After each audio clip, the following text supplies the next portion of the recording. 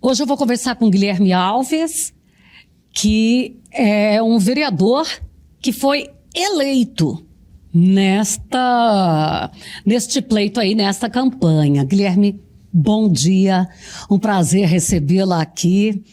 E o Guilherme, dizem que ele é meu filho, né? Por aí. Eu acho que a palavra até que me resume nessa entrevista hoje é gratidão, né? Porque eu acho que ninguém pode ser ingrato. Deixa eu desejar bom dia pro pessoal que tá acompanhando a gente primeiro. Muito obrigado por abrir as portas da sua casa pra gente. A Fabélia brinca que é minha mãe, mas é minha mãe na comunicação, né? Foi lá, e quando eu tinha 17 anos, que quem me estendeu os braços. Eu quis dizer quando eu tinha 17 anos, mas não pra entregar a idade. Só pra falar que tem história. E ainda ficava, ele começou, na verdade, fazendo imitações de Fabélia. Um dia eu imitei pro Lima. Eu quase apanhei. Mas é verdade, eu te conheci de lá, eu te imitava no rádio, né? Mas assim, ninguém faz paródia ou graça de uma pessoa que não gosta, né? Eu acho que isso é sinal que você tá bem, né? Não, você vê que você tem muita imitação do Silvio Santos, dos caras aí, então, dos grandes, dos famosos, então você é famosa, que é a nossa famosa. Exatamente, eu fiquei envaidecida. Léo Carvalho ainda chegou assim, né, pra saber, pra levar pra você se você podia chegar perto ou não. Uhum.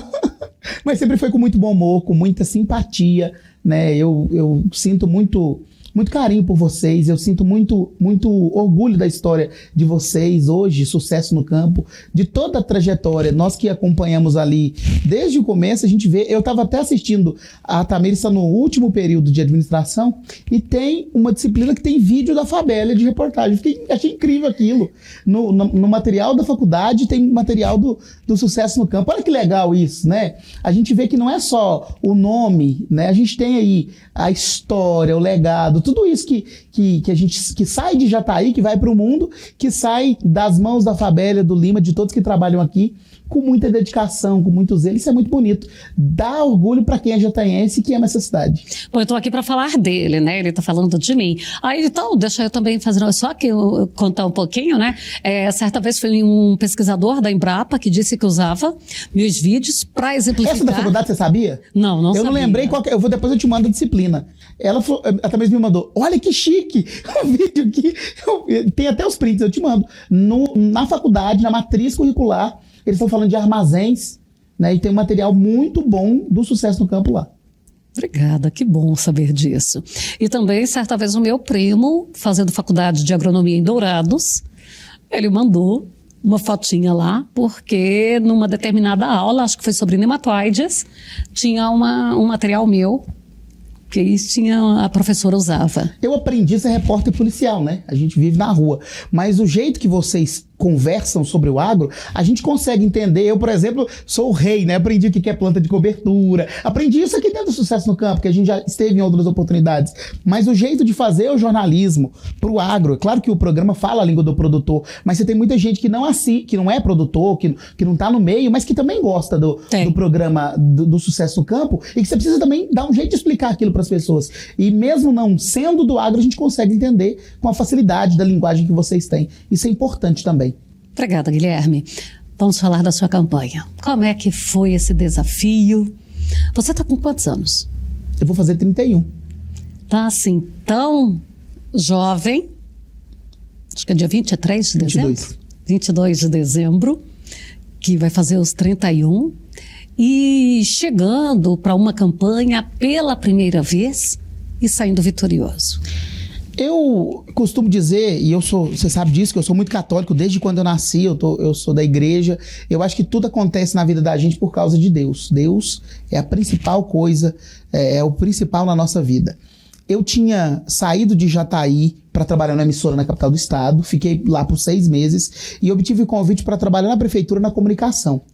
E até abril desse ano eu não era candidato a vereador. Eu não tinha planejado isso na minha vida. Então por isso que eu estou falando de Deus. Porque quando Deus quer, as coisas acontecem.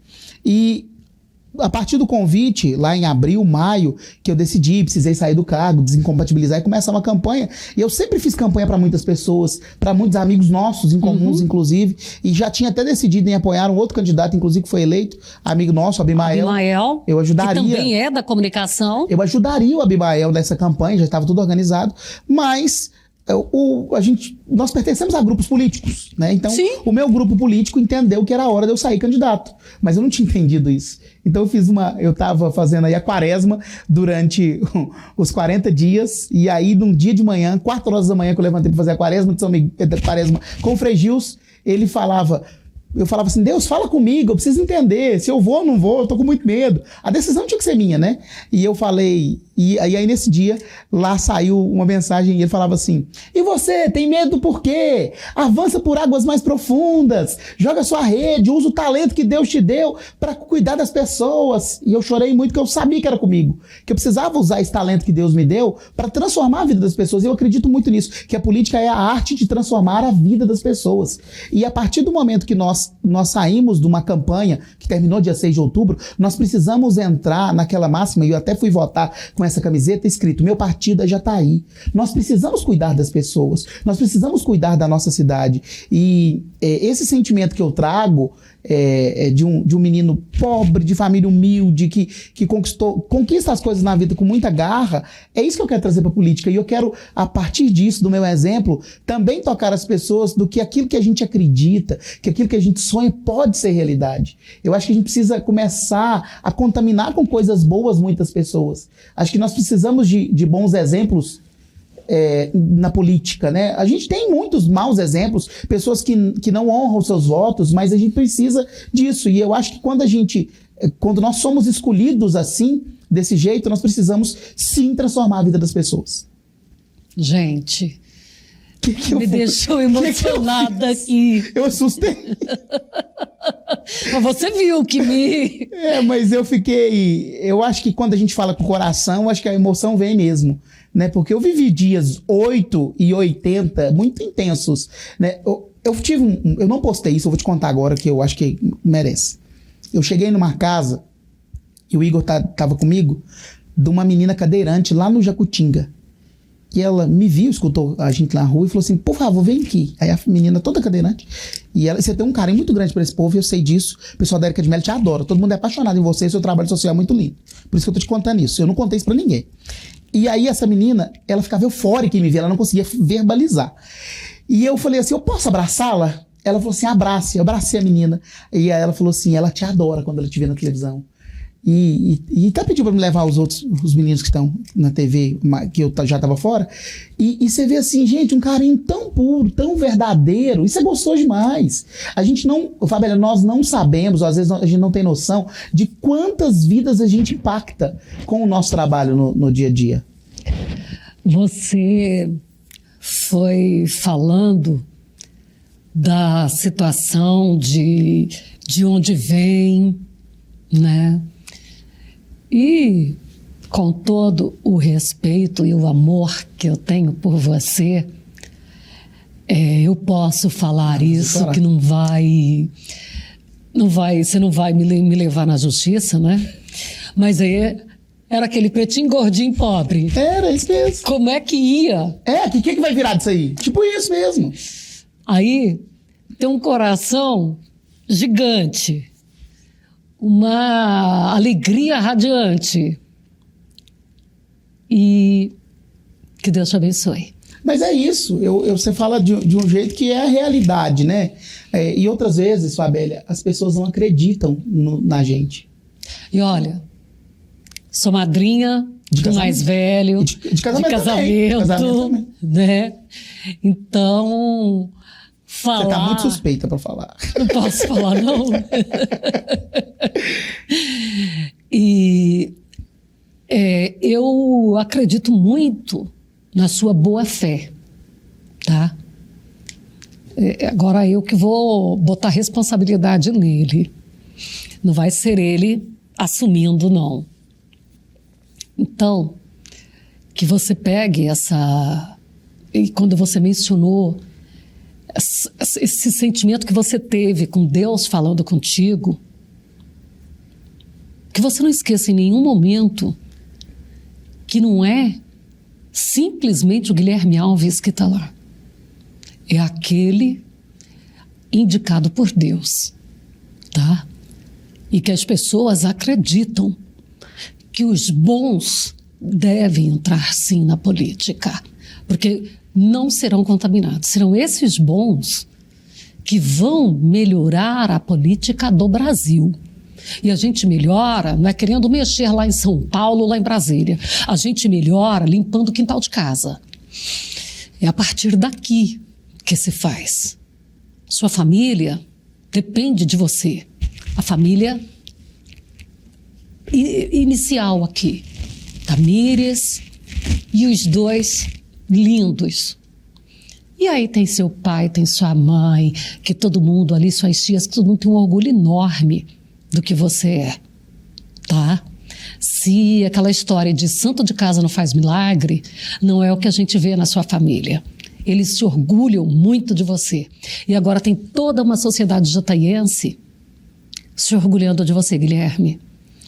Eu acho que a palavra que eu preciso falar pra gente fechar essa entrevista cheia de emoção é assim, Fabélia, que eu tenho a convicção que eu não vou decepcionar vocês. O primeiro ato que eu fiz depois, uma semana exata da campanha, eu vi, foi uma missa de ação de graças. Porque eu acho que se Deus estava no começo, Deus precisa estar no barco o tempo todo. O tempo todo. E precisa ser assim. E essa fala que você diz aí de a gente quer mudar o mundo demais, mas a gente esquece do próprio quintal. Nós precisamos cuidar dos nossos quintais e mexer em algumas feridas, inclusive. Né? Você sabe que na vida é assim. Nós temos algumas feridas, nós temos alguns problemas que precisam ser enfrentados. E eu acho que a política não é também um ato da gente correr de problemas. Os problemas foram feitos para serem enfrentados. Com responsabilidade, com cautela, com zelo e principalmente pensando nas pessoas. Se a gente tem um princípio cristão e tem a família como base, eu tenho certeza que muitas das decisões que nós vamos tomar, elas são embasadas justamente nesse tripé. Deus, a nossa pátria, a família, e precisa ser assim, porque uma casa, ela não é construída a partir do tijolo, ela é a partir do alicerce, é a base que precisa estar bem feita. Se a minha base não está bem feita na minha casa, de nada adianta eu abrir a porta para fora e tentar mudar o mundo. É isso que eu acredito. Bom. Nossa, que entrevista emocionante. Tá bom.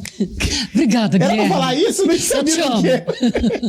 Obrigado. E eu queria falar pro pessoal que assiste aqui o Sucesso no Campo, contem comigo, contem com o meu gabinete, contem nas demandas, inclusive, eu tenho aí um projeto de asfaltamento das estradas municipais em parceria com os produtores, isso é muito importante, acho que precisa continuar, tem muita coisa boa que o agro faz, o agro move a economia, sustenta esse país, nos sustenta, e nós estamos numa região, inclusive, que não foi tão afetada pela pandemia, porque o agro segurou as pontas, e a gente sabe que o comércio, de um modo geral, quando o agro não vai bem, o comércio vai mal, você sabe disso, nós vivenciamos isso na pele, então contem comigo, para ir atrás de emenda, de projetos, de dinheiro do governo federal, de onde que for preciso a gente buscar os investimentos, inclusive do Fundeinfra, né, para que a gente possa fazer as melhorias que o povo do agro espera. Beijo. Tamo junto. Obrigado, viu?